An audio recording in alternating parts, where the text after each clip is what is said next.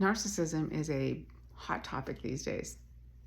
And often we want to talk about the narcissist and how it's terrible to live with them in our lives. But we don't really necessarily know how we got to be with them. And we aren't looking at the attraction that we had to them. So just like electrons have a positive and a negative, and two atoms come together because they are each missing something, and these come together because one needs the positive and one needs the negative. Now, it sounds terrible to think that you would need a narcissist in your life, because narcissism is something that drains you. The narcissistic behavior is not something that feeds into you. It just takes and takes and takes and takes. And it takes because they have learned to not have empathy for other people because they're too busy trying to feed their own need. And if their own needs can get met, their underlying needs, then they might be able to start seeing how they can change, because narcissism is a behavior, and it's a learned behavior. And sometimes it's been learned since childhood. And we think, well, how can somebody learn that from childhood?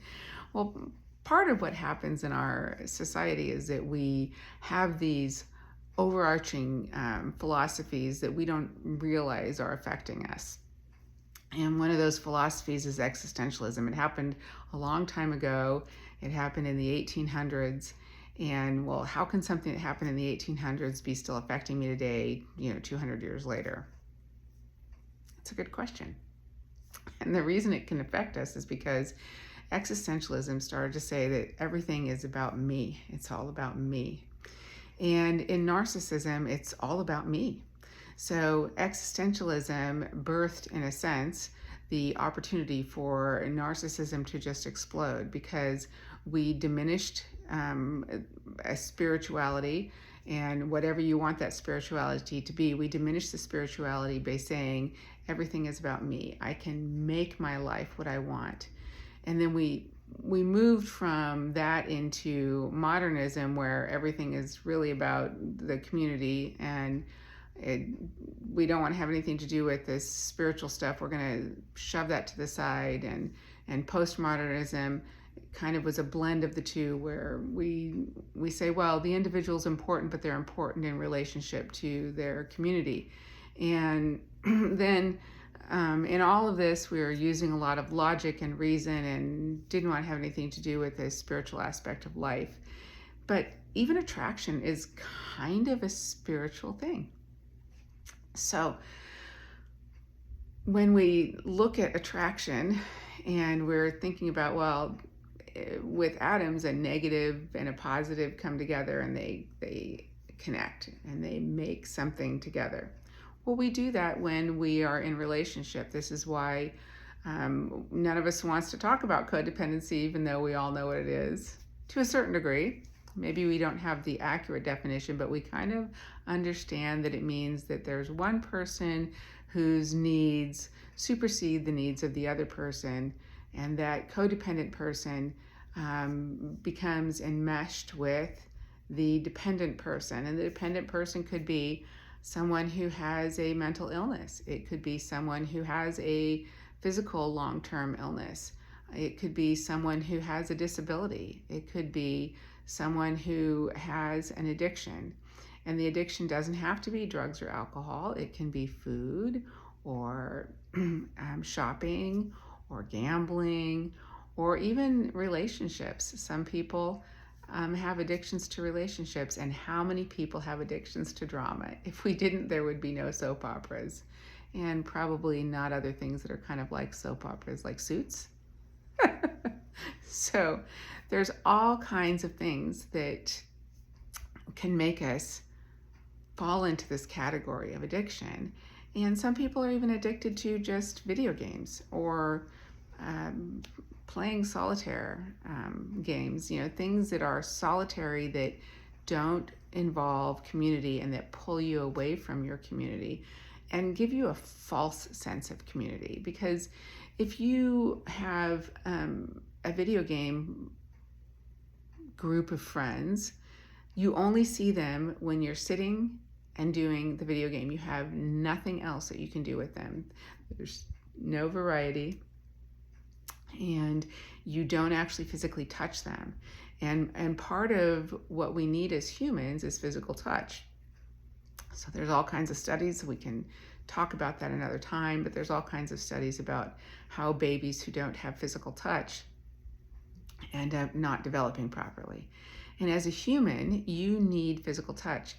You are designed to have physical touch. Well, existentialism would say, I can make my own way. I don't have to, I don't need other people. And modernism says, well, we have all these modern things that go on, and we're going to change the way that we look at life and what our philosophies have been, and we're going to change them to meet our current modern constructs of video games or online shopping.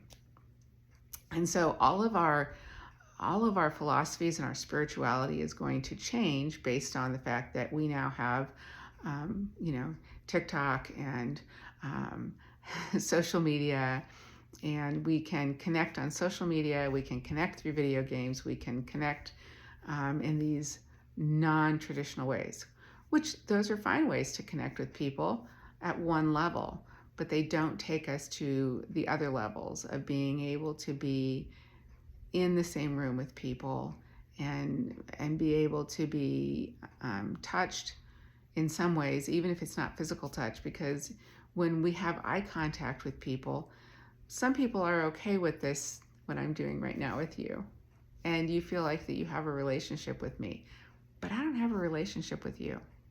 So all those videos that you watch and the people that you follow, you may feel an affinity toward them, but they don't even know who you are.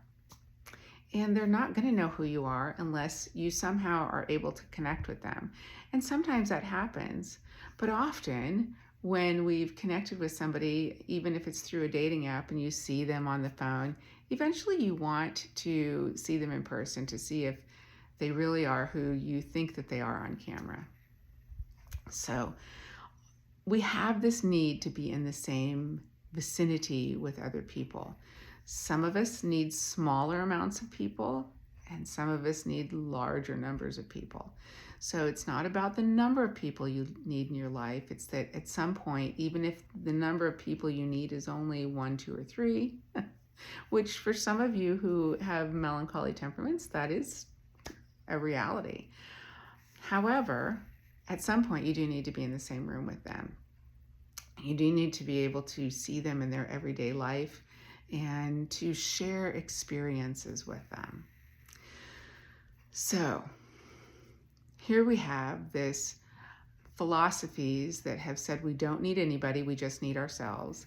And then we have philosophies that say, well, we need everyone because we are defined by our current culture. And then we have philosophies that say, well, your truth is your truth and mine is mine. Truth is really relative to everyone. And so, if I said the background behind me right now is pink, then that's my truth and that's my reality. Why do you see green if I see pink? And if I'm colorblind in some way, then that's a reality, because somebody who's colorblind might see the wall behind me as gray instead of green. And they might see color yellow and gray beyond any other colors, and they might not see reds. So if there's anything in my skin tone that looks red, you might not see it. It might look kind of yellow to you or brown. I don't know. Those are physical realities, but in some of our philosophies, even the physical realities, modernism and postmodernism, as we progress through those and we are in postmodernism, then we don't really care whether you think it's green and I think it's pink. And if you think it's pink and I think it's green, I think you're kind of crazy and you think I'm just, pretty selfish. So we end up in this place where we can't even share spaces with each other if we aren't willing to bend ourselves to either accept the other person for where they're at, even though we think they're crazy. And it makes us feel crazy because if you keep insisting that's pink and I keep seeing it as green, one of us thinks that we're crazy. So we divide. We end up separating because we can't see the same reality.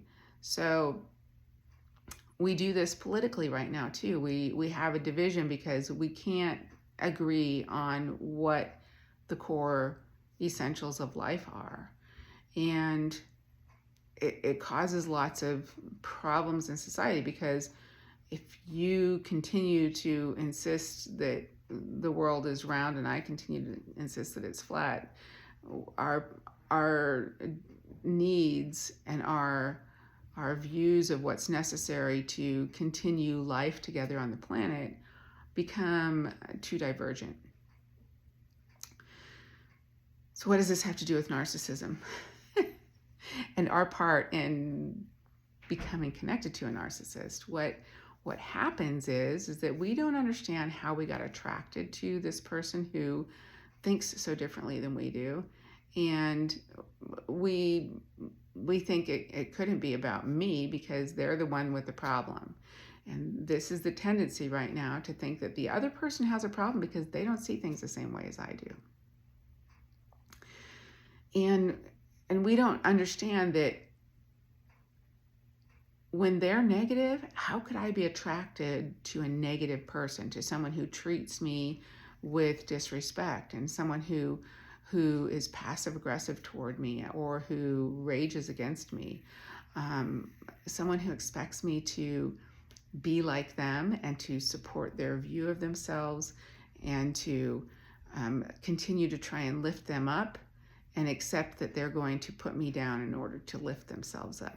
How do I do that? How do I live with that type of a person in my life, with the knowledge that maybe I was attracted to them, or that I created part of that scenario that put me in their arena?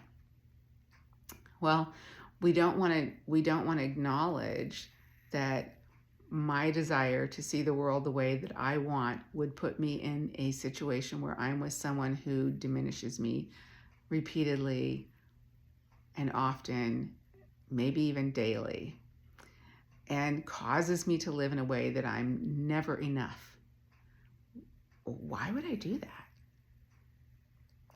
Well, we don't understand why we would do that, because we don't understand our own part in this whole dynamic.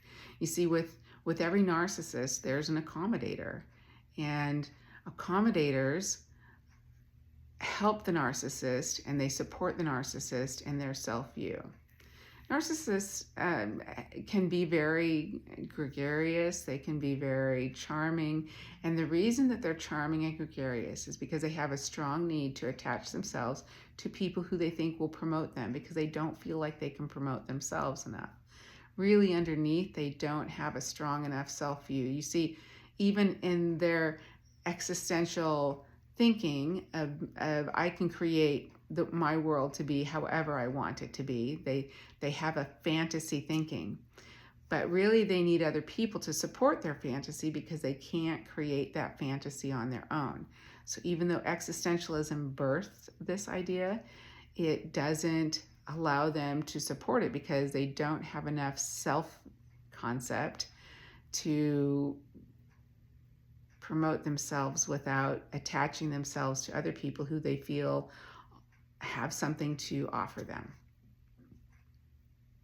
And the reason that they have you in their life is because they feel that you will somehow help them and promote them, and somehow you are part of what they feel is someone that they need to promote their self-image.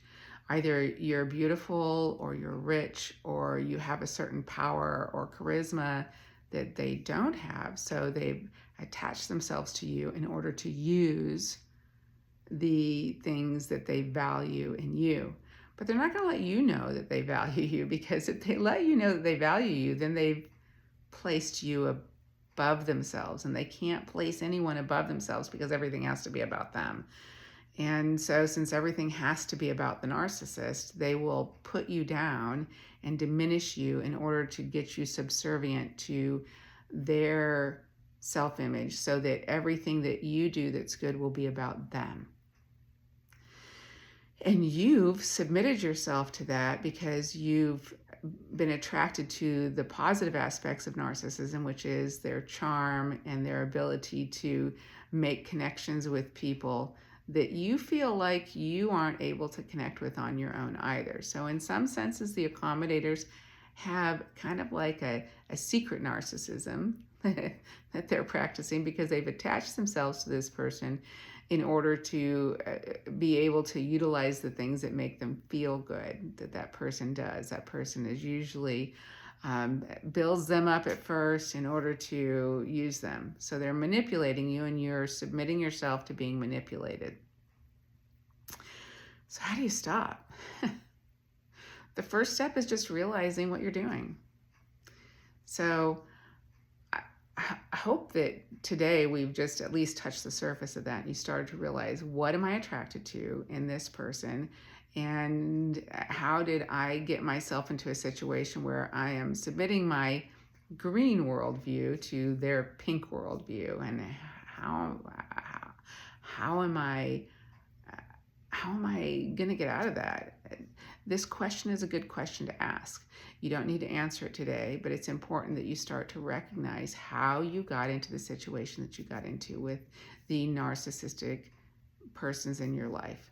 So they didn't get that way overnight, and you didn't end up accommodating overnight. So somehow, somewhere in your family, somewhere in your background, you learned to accommodate other people's views and to try and help them succeed in their self-view.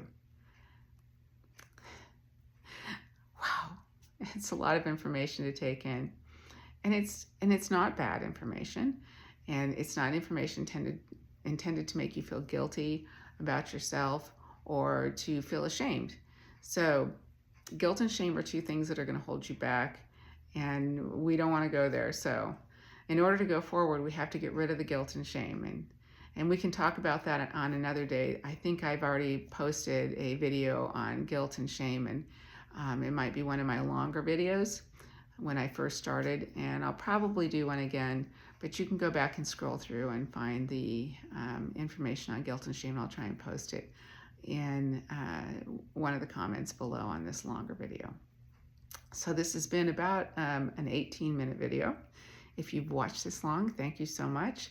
I do shorts normally, and I would love it if you would like my channel if you've watched this long, and I will be doing a few more long videos, but please start to really listen to the ones that have to do with blame, the shorts that have to do with accommodating or codependency, things that are titles other than narcissism, because I usually try and do one on narcissism each week and one on things that have to do with codependency and accommodating and how we ended up with people like this in our lives and what we can do to change ourselves.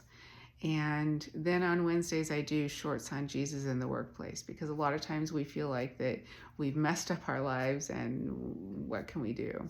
So you can still progress in a lot of areas of your life, and you haven't ever done anything that's so bad that you can't have successes in your life. And Jesus wants us to have successes. So he's all about getting rid of guilt and shame and helping you succeed. And even if you aren't in business, you can profit from the ones on Wednesdays. So please follow and stay tuned for more. Thanks. Bye-bye.